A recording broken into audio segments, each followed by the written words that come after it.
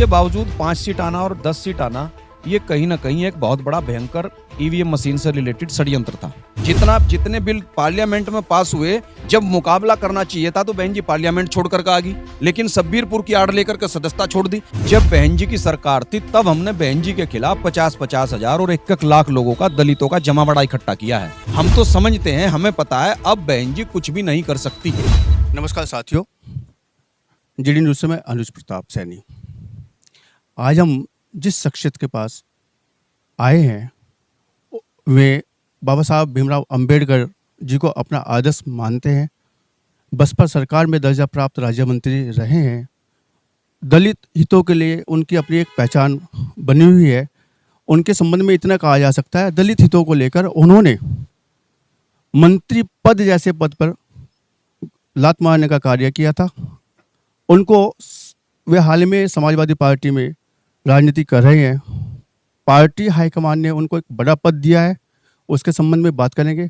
चर्चाएं और भी रहेंगी। तो विनोद तेजान जी, आपका जीडी न्यूज़ में बहुत बहुत स्वागत। धन्यवाद। आपको समाजवादी पार्टी ने बाबा साहब भीमराव अंबेडकर वाहिनी का दूसरी बार राष्ट्रीय उपाध्यक्ष बनाया है, तो इसके बारे में क्या कहना है? इसके लिए मैं सबसे तो अपनी पार्टी के राष्ट्रीय अध्यक्ष माननीय अखिलेश यादव जी, पूर्व मुख्यमंत्री उत्तर प्रदेश, और इस वाहिनी के राष्ट्रीय अध्यक्ष मिठाई लाल भारती जी, पार्टी नेतृत्व का धन्यवाद करता हूं कि उन्होंने मुझे दोबारा फिर इस संगठन में जिम्मेदारी दी है और हम पूरी ईमानदारी के साथ इस पद का और जिस मकसद के लिए संगठन बना है इसको पूरा करने की पूरी कोशिश करेंगे। समाजवादी पार्टी में ये जो वाहिनी बनाई गई है बाबा साहब अम्बेडकर जी के नाम पे, ये किस तरह का संगठन बना है, इसका क्या काम है? देखिए, 2019 के लोकसभा चुनाव के बाद मेरी माननीय अखिलेश यादव जी से दिल्ली में एक मुलाकात हुई और ये वो वक्त था जब बहन जी 2014 में बहन जी के पास मेंबर ऑफ पार्लियामेंट 0 थे। चुनाव हुआ 2014 का, तो बहन जी को केवल 0 सीटें मिली लोकसभा की, अखिलेश जी को 5 सीटें मिली। उसके बाद इन दोनों लोगों का गठबंधन हुआ, दोनों पार्टियों का गठबंधन हुआ और गठबंधन के बावजूद भी बहन जी 0 से 10 पर आ गई और बहन जी 10 सीटें आने के बावजूद समाजवादी पार्टी से गठबंधन तोड़ करके चली गई। तो उसके ठीक 2 महीने बाद हमारी मुलाकात हुई। क्योंकि मैं ये मानता हूं कि ये गठबंधन जो तोड़ा गया था ये उस समय बहुत गलत कदम था। कम से कम बीजेपी और आरएसएस को ये लग रहा था, ये बात सही है कि 2019 में इन दोनों नेताओं को भ्रमित करके, गुमराह करके चुनाव हराया गया। अन्यथा जिस तरह से आपने रैलियां देखी होंगी, सहारनपुर से लेकर पूर्वांचल तक सपा, बसपा और लोकदल की जो रैली हुई थी, ये रैलियां 5-5 लाख से ज़्यादा की भीड़ थी। इनके परिवार के भी लोग होते हैं, इनके घर परिवार के भी सदस्य हैं, तो आप वोट काउंट कर सकते हो कि वोट कितना लामबंद था इन तीनों दलों में। उसके बावजूद 5 सीट आना और 10 सीट आना ये कहीं ना कहीं एक बहुत बड़ा भयंकर ईवीएम मशीन से रिलेटेड षड्यंत्र था। तो इसके बाद हमारी अखिलेश जी से मुलाकात हुई और हमने उनको कहा कि जो शेड्यूल कास्ट का वोट है, शेड्यूल कास्ट में भारत में 2000 से ज़्यादा जातियां हैं, लेकिन उत्तर प्रदेश की राजनीति में जिस समाज को हम बिलोंग करते हैं उसका अपना अकेला ही 17.9% वोट उत्तर प्रदेश में है। इस बात को काशीराम जी अच्छी तरह से जानते हैं, ज़्यादातर नेता इसको नहीं जानते हैं। तो हमारा वोट एक बहुत बड़ा वोट बैंक है और ये सारा का सारा वोट बैंक जो है ये बसपा से जुड़ा हुआ है, इसमें कोई दो राय नहीं है। ये काशीराम जी की मेहनत से बसपा के साथ जुड़ा था और आज भी ये लगभग जो है उनके साथ है। तो जिस समय हम उनसे मिल रहे थे तो हमारा उनको ये था कि हमारा समाज तो सीधा ही आपके साथ आना चाहता है। गठबंधन टूट गया कोई बात नहीं है, लेकिन आपको पार्टी को कैडर पर लाना होगा और इसको अंबेडकरवादी जो रूप है, उसको बाबा साहब की जो विचारधारा है उसमें कहीं ना कहीं आपको समायोजन करना होगा। तो उसके बाद फिर हमारे कुछ और साथी, मिठाई लाल भारती जी, कुछ और भी अंबेडकरवादी लोग थे, चाहे उसमें सर्वेश थे, चाहे बहुत सारे लोग थे, ये लोग भी समय समय पर मिले और उसके बाद में ये समाजवादी बाबा साहब डॉक्टर अंबेडकर वाहिनी का गठन हुआ। तो इसके पीछे जो मकसद है, मैं आपको एक हिस्टोरिकल बात बता रहा हूं। आज़ादी की लड़ाई में, आंदोलन के बाद, देश के आज़ादी के बाद राम मनोहर लोहिया, जिनके सिद्धांतों पर समाजवादी पार्टी बनी है और चलती है, राम मनोहर लोहिया जी ने बाबा साहब डॉक्टर अंबेडकर को पहला पत्र लिखा 1955 में और बाबा साहब डॉक्टर अंबेडकर ने उस पत्र का जवाब दिया।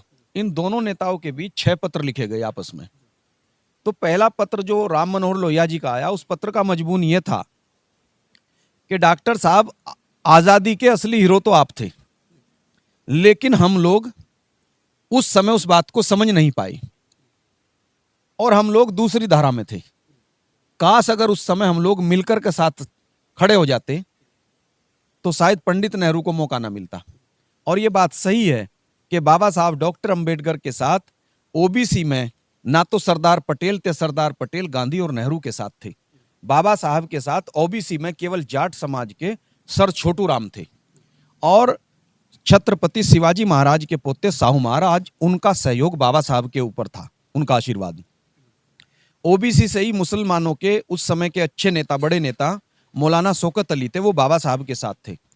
काश कहीं राम मनोहर लोहिया और पटेल, ये दोनों लोग उस लड़ाई में या तो न्यूट्रल हो जाते या बाबा साहब के साथ खड़े हो जाते, तो इस देश में या तो बाबा साहब देश के प्राइम मिनिस्टर बनते या सरदार पटेल बनते, और दोनों में से कोई भी बनता, एक पहले बनता तो दूसरा बाद में बनता। उसके बाद इस देश में मुलायम सिंह जी को भी प्रधानमंत्री बनने का मौका मिलता, लालू जी को भी मिलता, अखिलेश जी को भी मिलता, सबके रास्ते खुल जाते। तो ये जो दर्द था, ये लोहिया जी को 1955 में उनको याद आ रहा था, तो उन्होंने बाबा साहब को लेटर लिखा। लेकिन उन्होंने ये भी लिखा कि हम आपके साथ किस तरह से काम करें, चूंकि आप तो शेड्यूल कास्ट फेडरेशन चलाते हो, ये तो केवल एससी का संगठन है। तो बाबा साहब ने उनको जवाब दिया कि मैं जल्दी ही एक नई राजनीतिक पार्टी का गठन करूंगा और मैं उसका राष्ट्रीय अध्यक्ष डॉक्टर साहब आपको ही बनाऊंगा, यानी लोहिया जी को। तो ये पत्र इनमें लिखे गए जो बाबा साहब की स्पीच और राइटिंग्स में साक्ष्य के रूप में आप भी प्रमाणित है कि दोनों नेताओं के बीच में क्या क्या बात हुई थी। तो ये हम भी आज महसूस करते हैं कि समाजवादी पार्टी डॉक्टर लोहिया को लेकर के चलती है और इस देश में बाबा साहब के बिना कुछ नहीं है। अगर बाबा साहब डॉक्टर अंबेडकर का संघर्ष और ये संविधान उनके संघर्ष का निचोड़ है, अगर ये इस देश में संविधान ना होता तो इस देश में चाहे यादव हो, चाहे जाट हो, चाहे गुर्जर हो, ओबीसी की 4000 जातियां और एससी की 2000 से ज्यादा जातियां, इस देश के तमाम माइनॉरिटी के लोग, तमाम सरदार, तमाम ईसाई, जितने भी इस देश में लोग रहते हैं, कुछ फॉरवर्ड मुट्ठी भर लोगों को छोड़ के किसी को कोई अधिकार इस देश में मिलना नहीं था अगर बाबा साहब ना होते।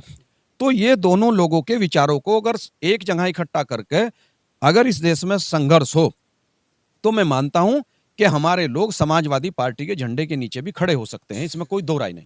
इसके लिए हम लोग काम कर रहे हैं। जिस तरह से समाजवादी पार्टी ने जो दलितों को हित साधने के लिए ये संगठन बनाया, आपको प्रदेश राष्ट्रीय उपाध्यक्ष भी बनाया इसमें जो है, तो चूंकि पहले से जो है दलितों का नेतृत्व देने के लिए 2-3 पार्टी प्रदेश में कार्य कर रही है, जिसमें बसपा भी एक पार्टी है, तो ऐसे में क्या आपको लगता है कि समाजवादी पार्टी में दलितों का हित सुरक्षित रहेगा या है? देखिए, ये तो माननीय अखिलेश यादव जी को सोचना है। मैं दावे के साथ कह सकता हूं, मैं आपके बीच में खड़ा हूं, आपके चैनल पर कह रहा हूं, जब बहन जी की सरकार थी तब हमने बहन जी के खिलाफ 50-50 हजार और 1-1 लाख लोगों का, दलितों का जमावड़ा इकट्ठा किया है। आप गवाह और साक्षी हैं, उस समय के अखबार उठा लीजिएगा, उस समय का सारा प्रचार देख लीजिएगा कि एक तरफ सारे विधायक विरोध करते थे कि कोई मीटिंग में न जाए, उसके बावजूद भी मीटिंगें सफल थी। और हम इस काम को कश्मीर से लेकर के और पूरे उत्तर भारत में कर सकते हैं। ये तो समाजवादी पार्टी को तय करना है कि किस तरह के लोगों को उसको आगे लेकर के आना है। हमारे लोग तो, हम तो समझते हैं, हमें पता है अब बहन जी कुछ भी नहीं कर सकती। मैं कह रहा हूं बहन जी, देखिए आप विनोद जी बहुत बड़ी बात कर रहे हैं आप। मैं बहुत बड़ी बात कर रहा हूं, चाहे बहन जी गठबंधन में भी समाजवादी पार्टी के हो, मैं तब भी ये बात कह रहा हूं, बहन जी कुछ नहीं कर सकती। क्यों नहीं कर सकती भाई, ये बताइए। 2014 में बहन जी के 0 MP थे, बहन जी 10 पा जाती हैं, जिस वजह से ये सारा मामला, आपको तो फायदा हुआ। जब आपको फायदा हुआ तो आपने गठबंधन क्यों तोड़ा? और आप अभी अकेले लड़कर के जरा 24 का भी देख लो, वरना आप दोबारा 0 पे पहुंचोगे। आप 17 में आपके पास कितने विधायक रह गए? 17। और 12 में आपके पास कितने विधायक थे? 80। और 2007 में जब हमारे जैसे लोग पार्टी में काम कर रहे थे तब आपके पास 225 विधायक थे। तो बहन जी लगातार घट रही हैं। क्यों घट रही हैं? ऐसा है, दलित समाज में सब तरह के लोग हैं। ऐसे भी लोग हैं जो हिसाब किताब लगा रहे हैं और ऐसे भी लोग हैं जो आंख बंद करके समर्थन कर रहे हैं। तो हम लोग आंख खोल कर समर्थन करने वाले हैं, हम आंख बंद करके समर्थन नहीं करते। मैं ये पूछता हूं, जब NRC और CA आया तो कौन सा आंदोलन चलाया बहन जी ने? क्या NRC और CA देश को बर्बाद करने वाला नहीं है? क्या जो नया कानून समान नागरिक संहिता लेकर के आ रहे हैं, क्या ये भारत के आदिवासियों को, भारत के SC ST और OBC को जो सुविधाएं संविधान में दी गई, क्या ये उनको खत्म नहीं करेगा? बहन जी इस पे भी उनका समर्थन कर रही हैं। बहन जी, नई पार्लियामेंट देश में बनती है, देश में सबसे ऊपर जो है वो संविधान है। ये संविधान से ऊपर संगोल रख रहे हैं, ये दंड रख रहे हैं। तो दंड रखने का मतलब क्या है? धर्म के अंदर जो है, धर्म के अंदर जो पुरोहित है, राजा चाहे कोई भी हो, लेकिन जो पुरोहित है वो सबसे ऊपर है। यानी पुरोहित का दंड जो है वो राजा के भी ऊपर है। यानी ये देश को संविधान से नहीं चलाना चाहते, ये धर्म से चलाना चाहते हैं। और धर्म क्या है इनका? ब्राह्मण, क्षत्रिय, वैश्य और शूद्र। और क्या है इसके अलावा? बताओ इसमें इसके अलावा और क्या है?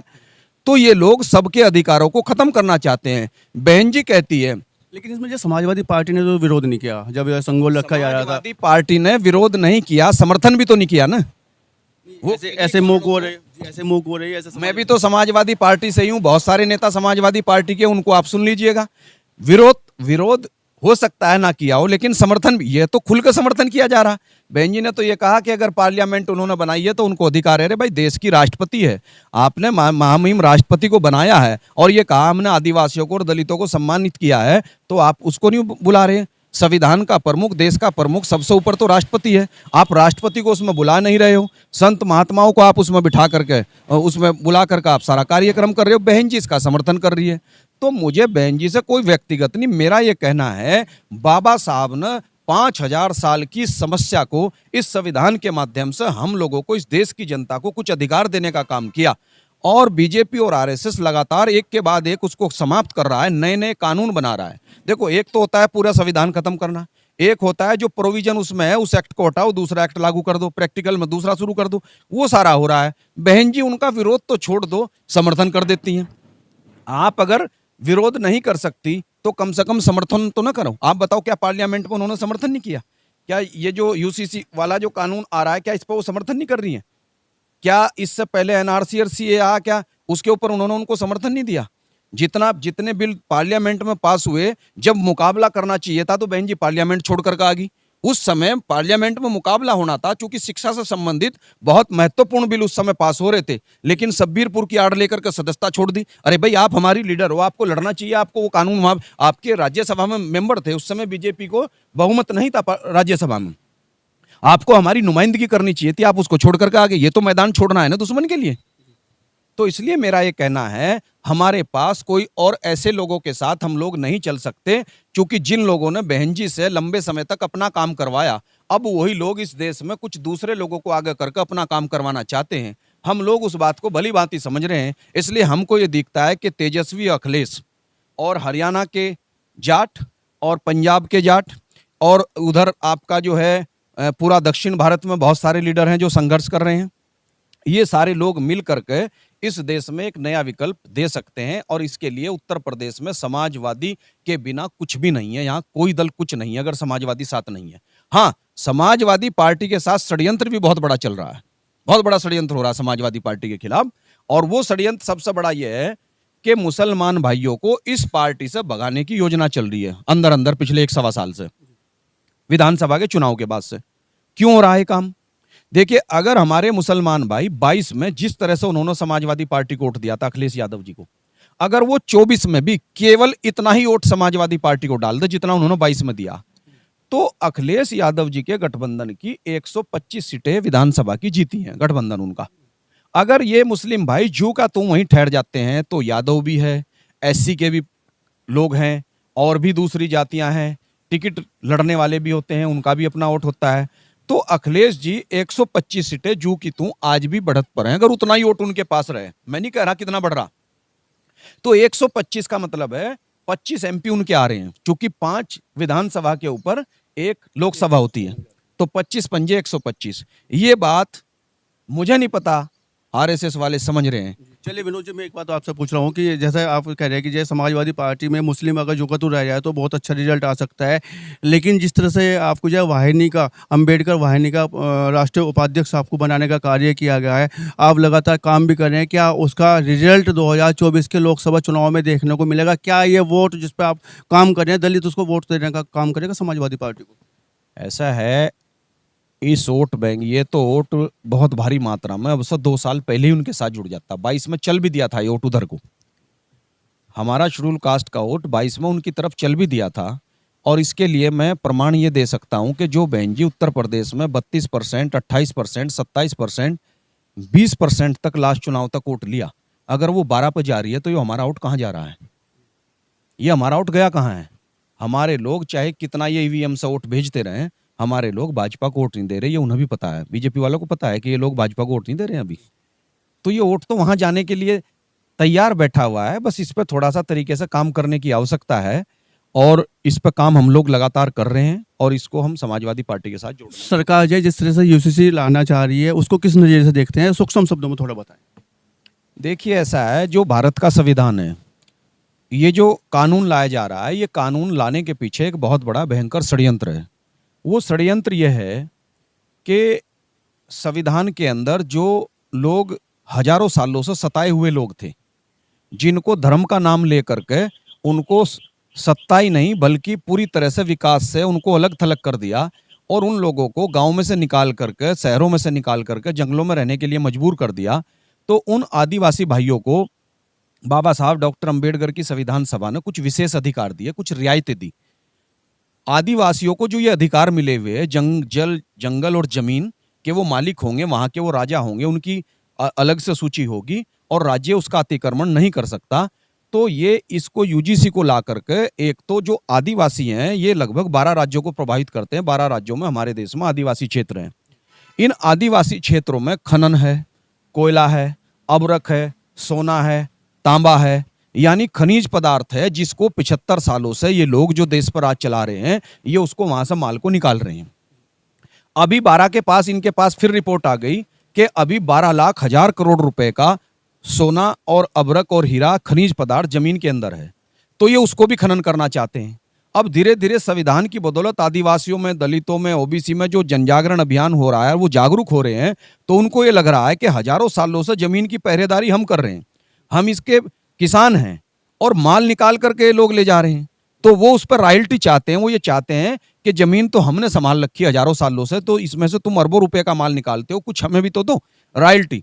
तो ये उनको कभी नक्सलवादी बताते हैं, ये उनको कभी आतंकवादी, ये उनको गलत साबित करके वहां से माल निकाल रहे हैं। और अब चूंकि जनजागरण अभियान ज्यादा चल गया, आप देख रहे हैं आदिवासियों में विधायक तक इस्तीफा दे रहे हैं अपनी आदिवासियों के लिए, तो इनको ये लगता है कि भाई इस तरह से अगर नहीं चलेगा तो ये कानूनी ऐसा ले आओ जिससे हम इनको मिले हुए सारे अधिकार जीरो कर दें।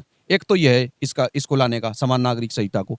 दूसरा यह है कि ओबीसी की संख्या 52% है, उनको अगर संविधान ईमानदारी से लागू हो जाए तो 52% दरोगा, 52 इंस्पेक्टर, 52 एसडीएम, कलेक्टर उनके हो जाएंगे। तो देश में ये चल रहा है कि भाई इनकी जनगणना कराओ, तो ये इसे जड़ से खत्म करना चाहते हैं कि जनगणना करा के इन्हें 52 दो। इससे अच्छा एक कानून ऐसा लाओ कि जो संविधान में ओबीसी को हिस्सेदारी दी है आर्टिकल 340 में, 41 में एससी इनको दी है, एससी एसटी वालों को, तो आप ऐसा करो नया कानून ला करके इसको जीरो ही कर दो सारे आरक्षण को। तो ये वो है, इसके अलावा और ये कोई षड्यंत्र नहीं है, बाकी इससे कुछ नहीं मिलने वाला। अभी एक जो कथा करने वाला है वो एक नाबालिग लड़की को लेकर के भाग गया है, और वो ये कह रहा है जब उसको पुलिस पूछ रही है कि भाई तू ऐसा धार्मिक आदमी होने के बावजूद मंदिर में से लड़की को ऐसे भगा करके ले गया, ऐसे क्यों? कहने लगे मेरे गुरु की ये इजाजत थी कि 4 औरतों से भी हम शादी कर सकते हैं। ये उसका कहना है धर्माचार्य का, कि मेरे गुरु का। तो ये क्या करना चाहते हैं ये सबको पता है। तो जीडी न्यूज़ से बात करने के लिए बहुत बहुत धन्यवाद। ये थे हमारे साथ में समाजवादी पार्टी के नेता, दलित चिंतक विनोद तेलियान जी, कैमरामैन तेजस सिंह के साथ अनुज Pratap Saini, GD news Saharanpur Uttar Pradesh. GD news की सभी वीडियोस देखने के लिए यूट्यूब पर सब्सक्राइब कीजिए जीडी न्यूज़ चैनल को, और फेसबुक पर वीडियोस देखने के लिए जीडी न्यूज़ चैनल को लाइक और फॉलो करें। धन्यवाद।